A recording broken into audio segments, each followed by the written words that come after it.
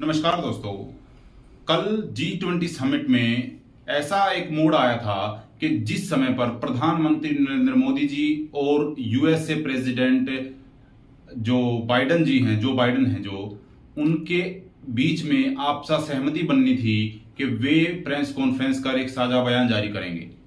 लेकिन अमेरिकी जो पत्रकार थे और जो अमेरिकी राष्ट्रपति थे, उन दोनों ने आपसी सहमति बना ली थी कि हम प्रेस कॉन्फ्रेंस करने जा रहे हैं। लेकिन जो अंतिम सहमति उस पर मोहर लगनी थी वो प्रधानमंत्री नरेंद्र मोदी जी की लगनी थी। और आप जानते हैं कि कैसे प्रधानमंत्री मोदी जी ने इस तरह नकार दिया जैसे कोई मुद्दा था ही नहीं, जैसे कोई बात थी ही नहीं, जैसे किसी आम आदमी ने उनसे कुछ पूछा और उन्होंने नकार दिया हो कि ये बातचीत करने का मेरा मन नहीं है। ऐसा क्यों हुआ? क्यों प्रधानमंत्री मोदी जी पत्रकारों के सम्मुख नहीं होना चाहते? इनके क्या कारण हैं? क्या वे जो आधारित मुद्दे हैं, जो बेसिक मुद्दे हैं, जो चाहे वो बेरोजगारी का हो, रोजगार का हो, मतलब बेरोजगारी का हो, महंगाई का हो या गरीबी का हो, किसी भी मुद्दे पर बोलने से सरकार क्यों कतराती है? और इसका मुंह तोड़ जवाब एक जापानी पत्रकार ने भी दिया, जो इंडिया गेट के सामने खड़ा होकर रिपोर्टिंग करके ये बताता है कि दिल्ली में हर तरफ होर्डिंग्स हैं, बैनर हैं और उन पर केवल एक ही चेहरा दिखाई देता है और वो है प्रधानमंत्री नरेंद्र मोदी जी का।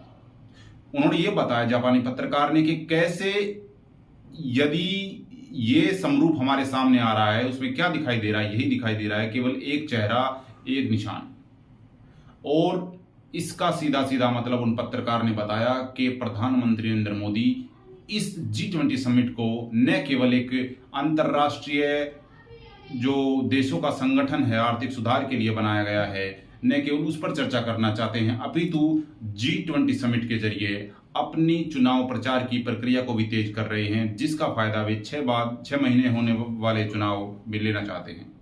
और उसके बाद जैसे ही जो बाइडन हैं और प्रधानमंत्री नरेंद्र मोदी जी के बीच वो समन्वय नहीं बन पाया प्रेस कॉन्फ्रेंस का, उसके बाद जो अपने ये यूएसए के जो प्रेसिडेंट हैं, इन्होंने अपना काम सुचारू रूप से किया। बात ये अलग है कि वो भारत की धरती पर नहीं कर पाए, वो यहां से सीधा वियतनाम गए और वियतनाम में उन्होंने प्रेस कॉन्फ्रेंस को फेस किया। और उसके बाद उन्होंने वही मुद्दे उठाए कि कैसे जो मानवाधिकार की बातें हैं, जो प्रेस की आज़ादी की बातें हैं, लिबर्टी ऑफ प्रेस है, उन सभी बातों को उठाया। और नरेंद्र मोदी जी के मुंह पर यह कड़ा तमाचा है कि वे अपने देश में जो कार्य प्रेसिडेंट से नहीं करवा पाए, उन्होंने वो कार्य किया, लेकिन विदेशी जमीन पर जाकर किया।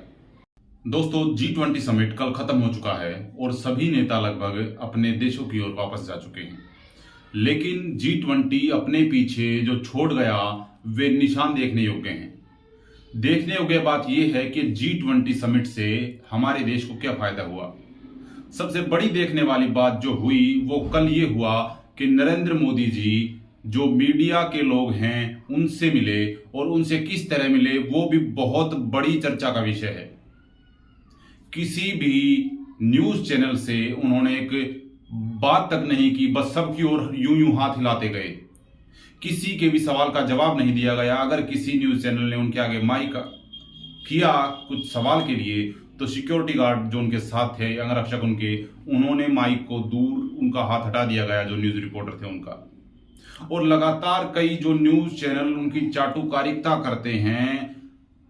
संयोग की बात तो यह है कि उनको भी किसी भी प्रकार का कोई अवसर नहीं दिया गया। अब देखने वाली बात यहां पर यह है कि क्या ऐसा हुआ कि जो पत्रकार हैं उनके सम्मुख नरेंद्र मोदी जी नहीं आ पाए? क्या 9 साल में इतना भी कुछ नहीं कर पाए कि एक सवाल का जवाब दे पाए, या एक प्रेस कॉन्फ्रेंस कर पाए, या एक पब्लिक मीडिया के सामने आकर उनकी बातों का जवाब दे पाए? 9 साल में जो किया है, जो वादे किए थे, देखने योग्य बात यह है कि किन किन वादों को पूरा किया गया है।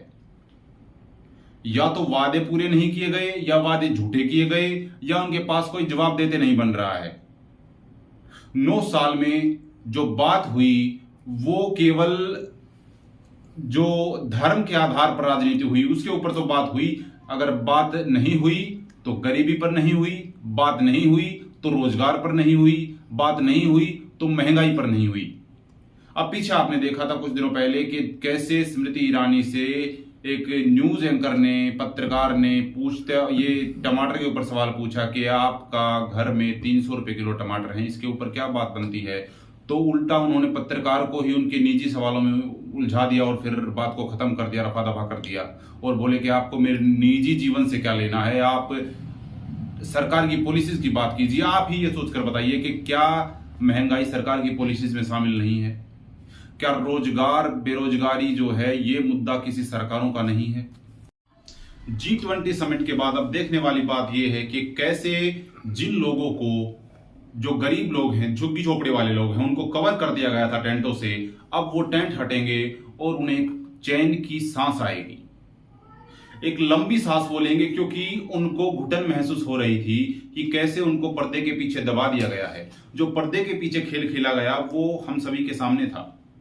कई जो हमारे स्थानीय पत्रकार हैं उन्होंने दिखाया, लेकिन नेशनल मीडिया वहां तक नहीं पहुंचा। क्या उनकी मजबूरियां थी ये तो हम नहीं जानते, लेकिन सच्चाई यही है कि राष्ट्रीय मीडिया झुग्गियों में नहीं पहुंचा या फिर उन घरों में नहीं पहुंचा जिनको दाल चावल रोटी तक के लाले पड़ गए इन 4-5 दिनों में। क्योंकि ये 4-5 दिनों की बात नहीं है, उनको कवर पिछले 15-20 दिन पहले से ही कर दिया गया था, क्योंकि तैयारियां लगभग पूरी हो चुकी थी और किसी भी तरह का वे इसमें रिस्क नहीं उठाना चाहते थे, किसी भी तरह का खतरा मोल नहीं लेना चाहते थे। इसके मद्देनजर रखते हुए, चाहे वो पशुओं के साथ क्रूरता हो, क्योंकि हम सब जानते हैं कि भारत की सड़कों पर, चाहे वो कहीं की भी सड़क हो, चाहे वो राजस्थान की हो, उत्तर प्रदेश की हो, हरियाणा पंजाब की हो, दिल्ली की हो, हर सड़कों पर जानवर और कुछ भी पालतू जानवर हों या अन्य जानवर हों लगातार घूमते हुए दिखाई देते हैं। चाहे वो गाय हो, भैंस हो, कुत्ते हों, बंदर हों, कुछ भी हो।